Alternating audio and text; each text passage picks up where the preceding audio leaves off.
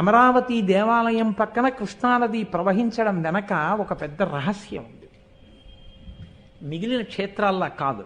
ఎందుచేతనంటే పూర్వం తారకాసురుడనేటటువంటి రాక్షసుడు మెడలో శివలింగాన్ని ధరించి తిరుగుతూ సమస్త లోకాలు భీతిల్లేటట్టుగా చేస్తే ఆయన్ని చంపడం కోసం పరమశివుని యొక్క కుమారుడైనటువంటి సుబ్రహ్మణ్యుడు సర్వసైన్యాధిపత్యం వహించి తన యొక్క ఆయుధంతో మొట్టమొదట తారకాసురుని మెడలో ఉండేటటువంటి శివలింగాన్ని భేదించాడు. శివలింగం విషయంలో పెద్దలు ఒక మాట చెప్తారు, లింగం అరిగిపోయి ఇంత ముక్కున్నా అదే లింగం. కాబట్టి ఇప్పుడు ఆ లింగం 5 ముక్కలై పడింది.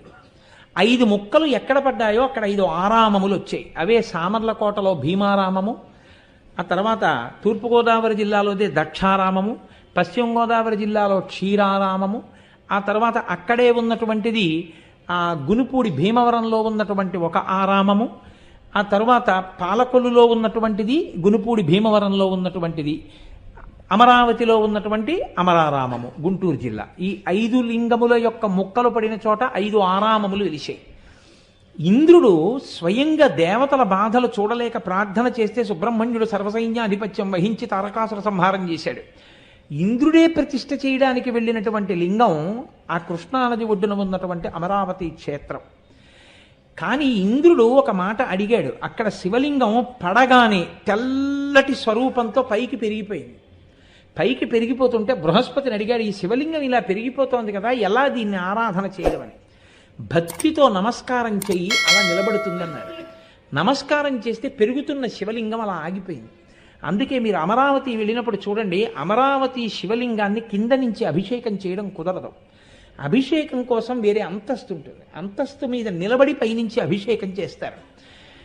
కృష్ణానది అక్కడ ఉండడానికి ఒక రహస్యం ఉంది. కారణం ఏంటంటే అక్కడ దేవేంద్రుడు ప్రతిష్ఠ చేసే ముందు ఒక మాట అడిగాడు. ఇక్కడికి అక్కడ కృష్ణానది లేదు, అది శివలింగ ప్రతిష్ఠ జరిగేటప్పటికి. కానీ కలియుగంలో బ్రహ్మగారు మళ్ళీ నది ఎలా ప్రవహించాలో నిర్ణయం చేసినప్పుడు ఇట్నుంచి కృష్ణానది వెడుతుంది. వెళ్ళినప్పుడు ఈ దేవాలయాన్ని కొట్టుకుపోయేటట్టుగా ముంచెత్తదా అని అడిగాడు. అడిగితే దేవతలు ఆ రోజున ఒక మాట చెప్పారు, దీన్ని క్రౌంచము అని పిలుస్తారు. ఈ కొండని దీన్ని చుట్టూ తిరుగుతుంది తప్ప ఇక్కడికి వచ్చేటప్పటికి మాత్రం కృష్ణ